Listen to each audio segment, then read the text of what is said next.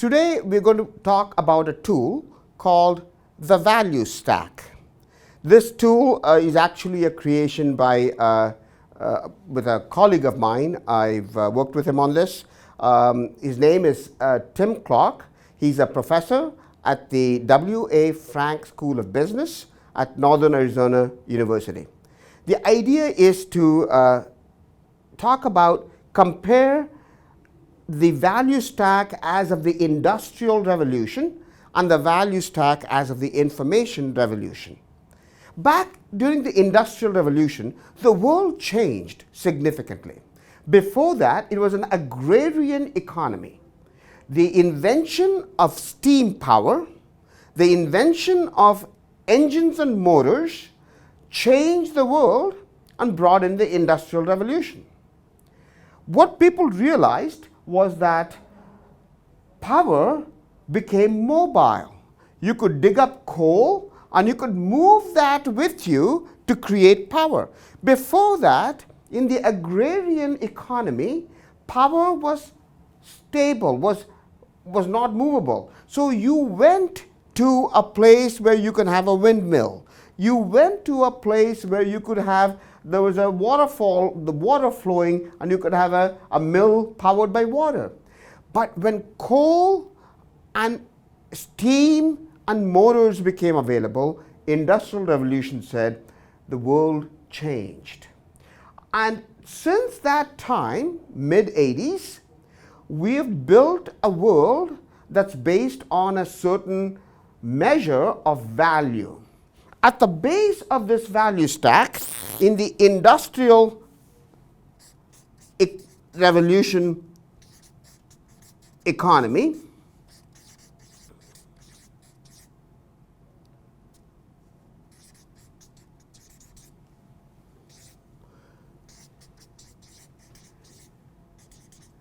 at the base of it is stuff that we pull out of the earth.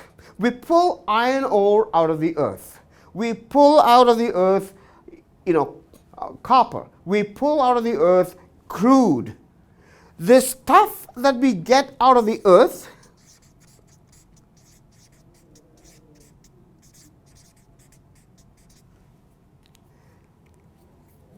really belongs to all of us, but somebody gets the right to pull that coal out of the earth, and that work is a certain amount.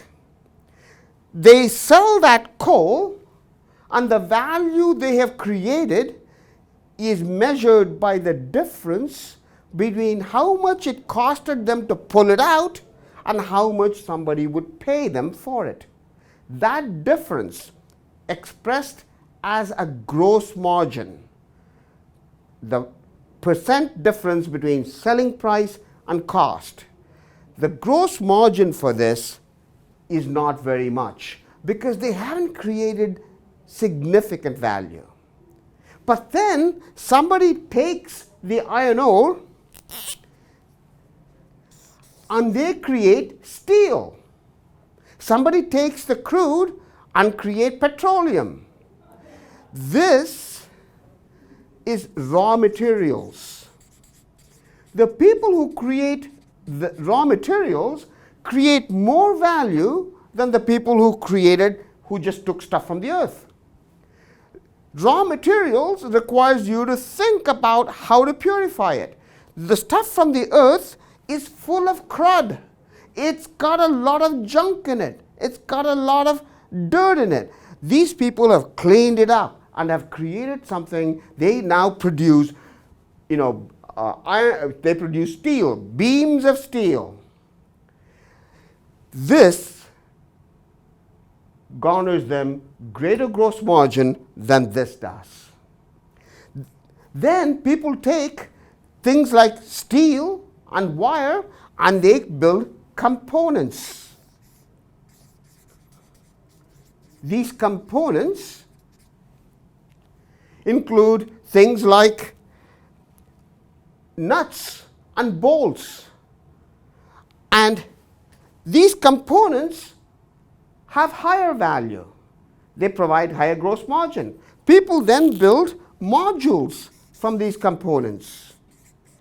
Somebody might build an induction motor that would take copper wire, a rod, wind the rod with the copper wire, and they build an induction motor. The induction motor is more value added than all the components they used. They get even higher gross margin.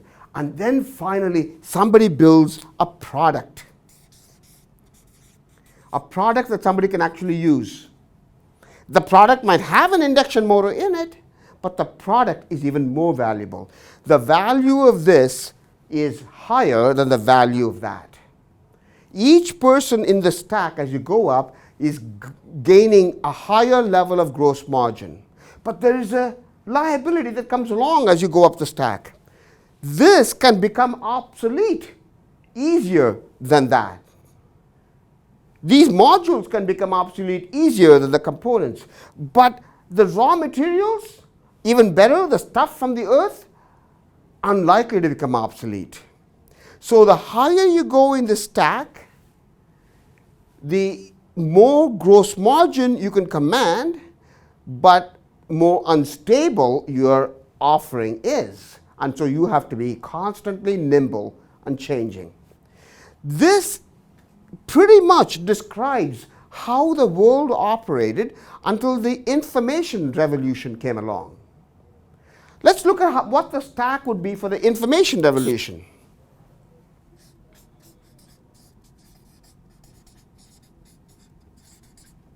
So in the information revolution economy,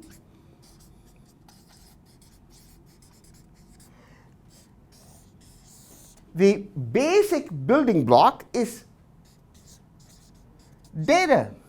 You can go get all sorts of data from all over the place. And a lot of this data is cruddy, riddled with errors, lots of junk. And then you build upon that data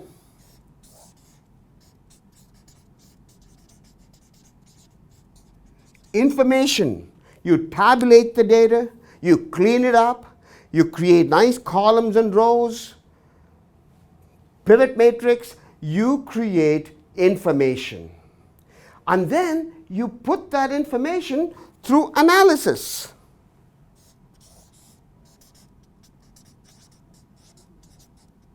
Analysis is mathematical derivations from that information. Information being the cleaned up data. You do analysis and you conclude certain things. Most people in this stack, they stop somewhere there. What I'm going to offer is two more elements in this stack that are very valuable, but we seldom really focus on. The next element in this stack is insight.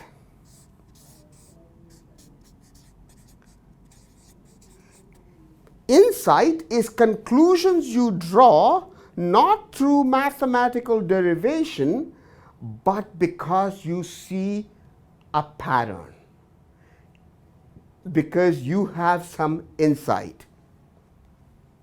Let me give you an example. You can get lots of data about the entire city you live in. Every person who is moving, how many cars went through a traffic light, all of that data is available. Half of it is not reliable, but nevertheless it's available. You could tabulate all that information to find out exactly the number of people moving from this side of the town to that side of the town, average number of passengers in a car. You can get all of that information. You can do analysis and you can decide how much money is being spent in moving all these people, what is the cost per mile of moving people, and so on. You could ask for how many of them took a taxi, how many of them drove their own cars, how many of them had an extra seat in the car to take somebody else if they wanted to. We usually stop there. The insight that Uber had was, gee, lots of people have a car that they're not using and they'd be happy to give somebody a ride. Nobody could prove that.